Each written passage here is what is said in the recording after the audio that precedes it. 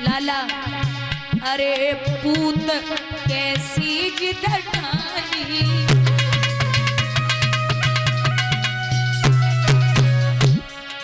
सुबह से तेने पियो न पानी,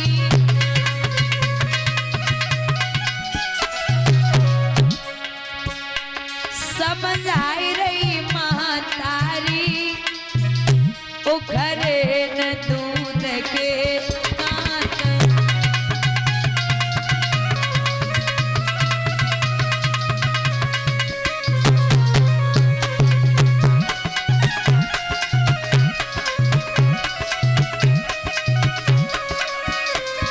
और पन में खाए कोई शेर शिकारी,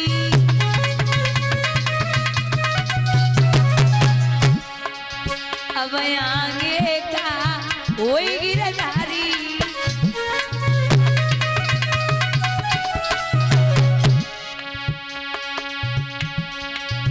रोई रही महतारी उखरे दूध के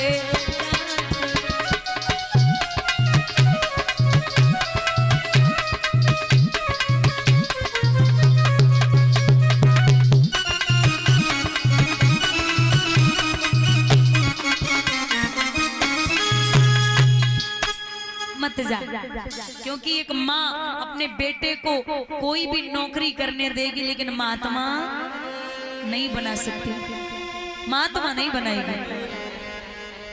पिता ने सुना कि ध्रुव बन के लिए जा रहे, जवाब दियो ध्रुव से कहना आज से उसकी माँ को शुद्ध बढ़िया सब्जी रोटी मिलेगी, राज्य का अधिकारी बन जाएगा, वो बन के लिए न जाए। ध्रुव बोले बारे भगवान अबे तो गली पार ना कर पाई, बड़ी सेवा चल रही। मैया के चरण स्पर्श किए और घुटनों के बल ध्रुव माँ के गले से लग के वहां से चले। राम के नाम में इतना असर है, ध्यान देना दादा। रामचरितमानस से एक उदाहरण आता है, जब प्रभु लंका पर विजय प्राप्त करने जा रहे थे बुजुर्गों, तो जो समुद्र का पुल बन रहा था वहां पत्थरों और पर्वतों की जरूरत पड़ी। तो बंदर बड़े उपद्रवी होते, उन्होंने बड़े बड़े पत्थर उठाए और उठा करके उन पर राम का नाम लिखा और राम का नाम लिख के जवाब दिया कि अगर राम के नाम में शक्ति है तो ये पत्थर डूबेंगे नहीं, तैर जाएंगे। अब यहाँ इतने लोग बैठे हो, हमें से बताओ जड़ा सो कंकड़ आप पानी में डालो तो वो तैर सकते हैं? कभी नहीं। इतने बड़े से पत्थर बानरों ने राम का नाम लिख के जब पानी में डाले तो वो पत्थर तैरने लगे। बंदर उछलने लगे, बोले अरे राम के नाम में बड़ी शक्ति है, प्रभु का नाम तो बहुत बड़ा है। लेकिन हुआ ऐसा, ये खबर रावण को पता चली।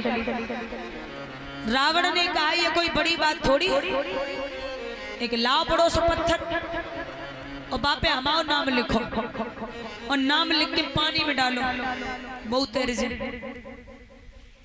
माताओं, एक बड़ा सा पत्थर रावण ने मंगाया और पत्थर मंगा करके उस पे राम का नाम लिखा। जब राम का नाम लिखा और जब पानी, वो रावण ने अपना नाम जब पत्थर पे लिखा और पानी में डाला तो पता है क्या हुआ? पत्थर पर रावण ने अपना नाम लिखा और पानी में डाला तो माताओं वो पत्थर तैर गया, तैर गया। लोग अचंभित हो गए, बोले ये तो राम की बराबरी कर सकता है। अगर रावण के नाम से भी पत्थर तैरने लगे तो एक विद्वान कहते हैं कि भैया वो पत्थर इसलिए नहीं तैरा कि रावण ने अपना नाम लिखा, वो पत्थर तो इसलिए तैरा है रावण ने नाम तो अपना लिखा, लेकिन पास में जाकर के कहा कि तुझे राम की सौगंध है, अगर तू डूब गया तुझे राम की सौगंध है। तो वो रावण के नाम से कोई फर्क नहीं पड़ा, प्रभु की कसम से बच गया। बोलिए गोविंद भगवान की। ऐसे ही राम जी 84 लाख योनियों के बाद मनुष्य का तन मिला। पहले लोग तपस्या करते थे, बड़े भजन तपस्या सत्संग, तब भगवान प्राप्त होते थे। और बाबा यहाँ चौपाई में लिखते हैं कि कलयुग केवल नाम आधारा और सुमिर सुमिर नर उतर है पारा। अब वो भी नहीं होता, क्योंकि कलयुग में नियम ही बदल गए। पहले लोग 10 मंजिल मकान बनवा लें या झोपड़ी हो, लेकिन छोटे से कच्चे से कमरे के बाहर भी लिखा होता था राधे राधे सीताराम राधे श्याम, ये सब। लेकिन अब सब बदल गया। कलयुग की ऐसी रीति है, लोग आज के जमाने में, भारत देश की संस्कृति ऐसी है, पहले तो हमारे बुजुर्गों से पूछो कि जब शादियां होती थी तो नाचने वाले बाहर के आते थे और खाना बनाने वाले घर के होते थे। अब नाचने वाले घर के और खाना बनाने वाले बाहर के। और पहले लोग, यहाँ इतने लोग बैठे हैं, पहले बारातें जाती थी तो बढ़िया पंक्ति बैठाई जाती थी, बढ़िया सम्मान दिया जाता था, चाहे 5 रुपए चाहे 10 रुपए विदाई दी जाती थी। लोग बारात वालों के गले मिलते थे तब विदा करते थे। और अब तुम बारात में जाओ, पशुओं को आपने बैठते हुए भोजन करते देखा? बुराई वाली बात ना है ना, मैं बुराई करती हूँ किसी की, लेकिन अब ग्राउंड में जैसे शादियां हैं गार्डन में, तो आप जाना ग्राउंड में थाली लेके 4 चक्कर काटेंगे। ऐसे पशु नहीं हो, नाद रखी हो तो 4 चक्कर काटेंगे। ऐसे भारत देश की संस्कृति, मैं कुछ भी नहीं बोलती, आपकी मर्जी, कुछ भी करो, लेकिन वो 4 चक्कर लगाएंगे, इधर भी 2, इधर से 2, उधर से 2, उधर से। ये पशुओं वाला व्यवहार इंसान करने लगे। और एक बात, पहले लोग खाते थे घर में और शौच क्रिया करने बाहर जाते थे, और खाए के बाहर से आ रहे, शौच क्रिया घर में कर रहे। बोलिए गोविंद भगवान की। ये है तो पहले लोग इतना मानते थे। और ऐसी बात नहीं है, बाहर को देख के आज भी हमारा भारत देश कुछ ठीक है, बढ़िया है, संस्कृति है। लेकिन इतना याद रखो, अगर हम सनातनी या वैष्णव हैं तो हमारे घर में एक, चाहे घर के बाहर या घर के अंदर, एक तुलसी का पौधा होना बहुत जरूरी है। तब हम भगवान के सच्चे वैष्णव हैं। क्योंकि जब लंका में हनुमान जी का प्रवेश हुआ तो वहां पूरी लंका राक्षसों से भरी पड़ी है। विभीषण जी की कुटिया के बाहर एक तुलसी का पौधा खड़ा था। समझ गए थे हनुमान जी, ये किसी भक्त का घर है, ये किसी वैष्णव का घर है। तो महाराज यहाँ ध्रुव ने किसी की नहीं मानी, घर से निकले जंगल के लिए। बाबा नारद से भेंटा हुआ। बाबा नारद बोले, ए लड़के कहां जाता है? एक भी कदम आगे बढ़ाया तो किसी शेर या चीते के पेट में जाएगा। ध्रुव बोले, बाबा काहे को चिल्लाए रहे? वैसे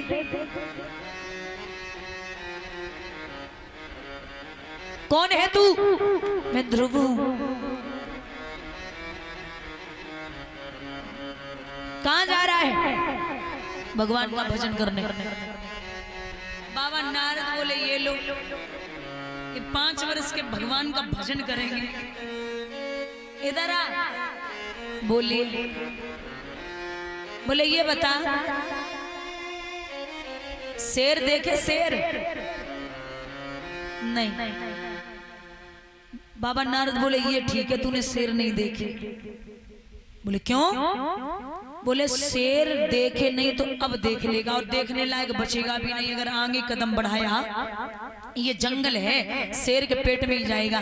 ध्रुव मुस्कुराए कि बोले, बाबा मैया ने कह के भेजा है कि लाला अगर तू नहीं मान रहा है तो जा, शेर से मत डरना, शेर में भी भगवान होते हैं। बाबा नारद मुस्कुराए के बोले, बच्चा तू पहली सिद्धि में पास हो गया। अब बोले, एक बात बता, भोजन करता था घर पे भोजन? बोले हाँ, मैया 4-5 बार करा देती थी। जब भी गोदी में बिठाती थी तो थोड़ा थोड़ा खिला देती थी। बाबा नारद बोले, जहाँ जा रहा है ना वहाँ भोजन नहीं मिलता।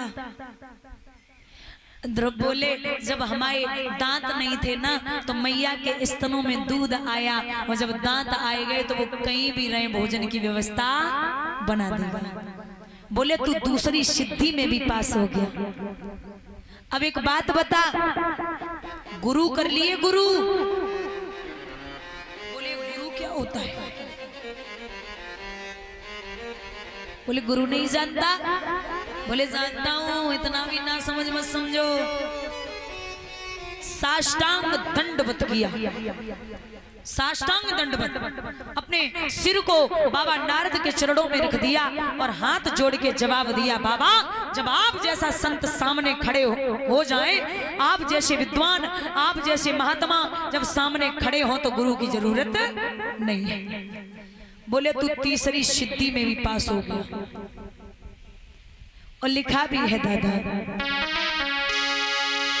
गुरु बिन ज्ञान कहाँ रखा है, हीरा सजन मगमा रखा है, हीरा सजन मगमा रखा है। हरि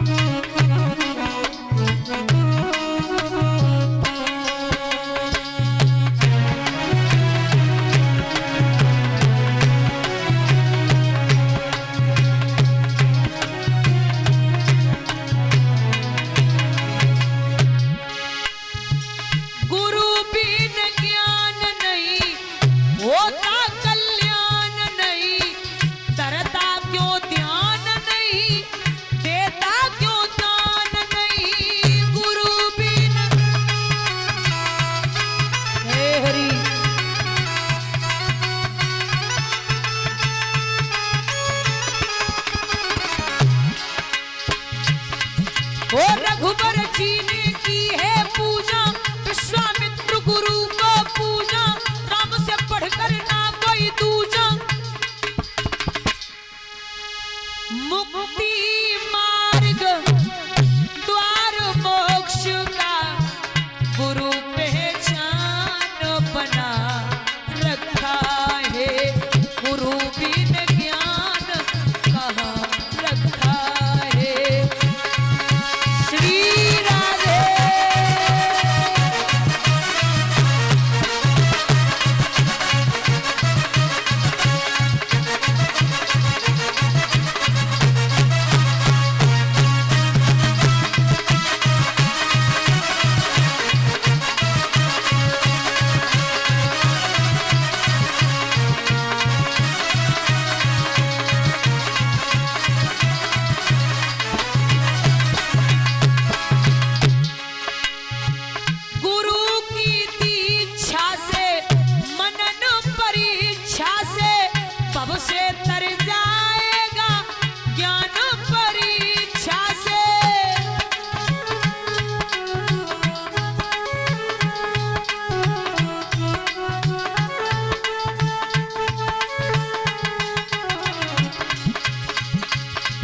ओ छत जल पावक गगन समीरा, छत जल पावक गगन समीरा, पांच तत्व से बना शरीरा, छत जल पावक गगन समीरा, पांच तत्व से बना शरीरा, अंत समय कछु काम न आए, माटी मोल बिका रखा है, माटी मोल बिका रखा है।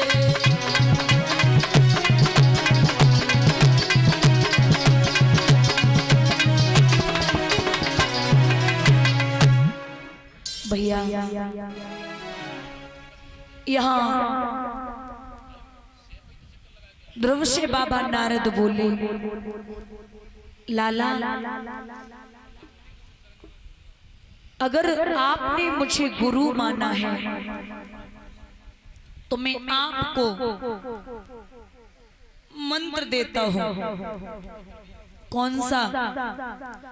द्वादश मंत्र, 2 और 10, द्वादश 2 और 10 12 अक्षरों का। ओम नमो भगवते वासुदेवाय। द्वादश ओम नमो भगवते वासुदेवाय। कहा जाओ इस मंत्र का जाप यमुना के किनारे करना। चले चलते जा रहे। ओम नमो भगवते वासुदेवाय, ओम नमो भगवते वासुदेवाय। वो प्रभु का सच्चा प्रेम है। क्योंकि विद्वान कहते हैं जहाँ प्रेम होता है वहाँ नेम नहीं होता, और जहाँ नेम होता है वहाँ प्रेम नहीं होता। प्रेमी वो है। आपको बता दें दुर्योधन के यहाँ 56 प्रकार के भोजन बने और काका विदुर वहीं बैठे। भगवान ने कहा भोजन करना ही नहीं है, मुझे भूख ही नहीं है, और करूंगा तो काका विदुर जी के यहाँ जाऊंगा। सो विदुर जी तो चुपचाप वहां से उठे, खाए को घरे दाने ना है, और कन्हैया पहुंच गए तो का खिलावेंगे। तो पीछे वाले दरवाजे से और विदुरानी से कहिए कि काम करना, वो आ रहा है और मैं तो निकल रहा हूं, अगर आए तो जो भी रखा हो खिला देना, ठीक है? खिला दूंगी। अब विदुर जी तो निकल गए। महाराज विदुरानी के सामने भगवान पहुंचे, बोले काकी। अरे ओ काकी। हाँ कृष्ण, भूख लगी है, आइए बैठिए। तो संतो केले रखे हुए थे, उन केले को उठा करके छिलके जो थे वो भगवान के मुंह में देने लगी और गिरी फेंकने लगी। बड़े चाव से कन्हैया उन छिलकों का भोग लगा रहे। काफी देर हो गई छिलके खाते खाते, तो जवाब दिया कि कृष्ण ठीक लग रहा है, अच्छे लग रहे हैं। बोला बहुत बढ़िया मैया, खिलाती जा। अब छिलके भगवान खाते जा रहे, खाते जा रहे। अंत में विदुर जी आए, निगाह पहुंची, बोले पगली क्या कर रही है? अरे छिलके खिला रही और गिरी फेंक रही, और तुम भी कन्हैया खाते जा रहे हो, अलग हट, मैं खिलाऊंगा। अब विदुरानी जो थी वो हट गई, विदुर जी बैठ गए। अब विदुर जी गिरी भगवान के मुंह में दे रहे और छिलका फेंक रहे। जब छिलका फेंक रहे तो थोड़ी देर के बाद सवाल कियो भगवान ने, कृष्ण जी। हाँ काका। बोले जो स्वाद काकी के छिलकों में था वो इस गिरी में है या नहीं है? भगवान आंखों में आंसू लेके बोले काका जो स्वाद, बुरा मत मानना, जो स्वाद काकी के छिलकों में था बस गिरी में नहीं। आप जानते हैं ये छिलका है और ये गिरी है, लेकिन मैं और मेरी काकी ये भानी नहीं था कि मैं क्या खिला रही हूँ। मैं हमेशा भाव का और प्रेम का भूखा रहा हूँ। कीर्तन जिनका होता होगा, होगी न कपट की चाल जहां, नाचते मिलेंगे ए भैया यशोदानंदन गोपाल वहां। रखा होगा आराधन से प्रेम परोसा थाल जहां, झेमते मिलेंगे ए भैया यशोदानंदन गोपाल। भगवान प्रेम के भूखे हैं। लिखते हैं विद्वान, जरा तारों से तारे मिला के तो देख, जरा मोहन को दिल से बुला के तो देख, क्या होगा? हो प्रभु खिंचे हुए बंधे हुए चले आएंगे, हो प्रभु खिंचे हुए बंधे हुए चले आएंगे।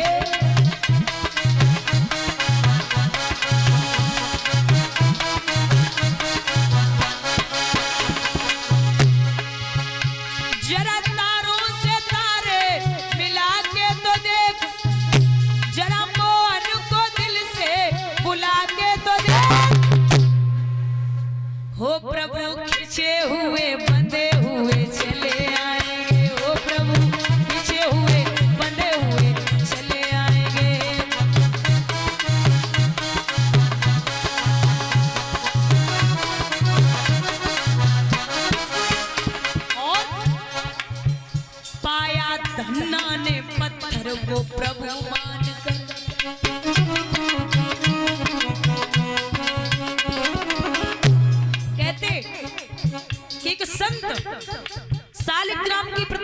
आए और धन्ना नाम था बालक का, छोटा सा था।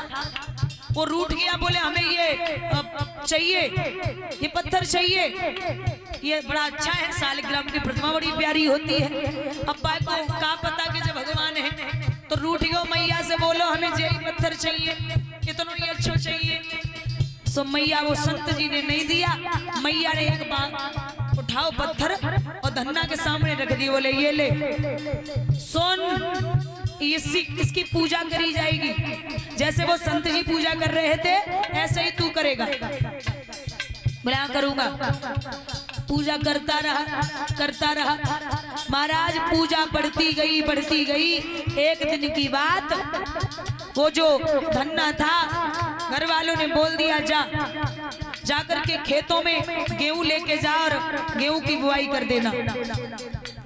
तो रास्ता में कुछ संत निकले, संतन ने जवाब दो हमें भिक्षा चाहिए। सो धन्ना सेठ ने, वो जो धन्ना थे उन्होंने पूरे गेहूं लिए और संतों में बांट दिए, गेहूं खत्म। अब लोग बोले अब क्या करोगे, अगर घर जाओगे तो पिताजी मारते मारते खत्म कर देंगे, क्या करना है। धन्ना बोले काय को चिंता करें, बालू उठाई, बालू 2 बोरी बालू महाराज उठाए के पूरे खेत में धन्ना ने बो दी। अब घरे आए तो महीना बीतो, पिताजी देखने पहुंचे।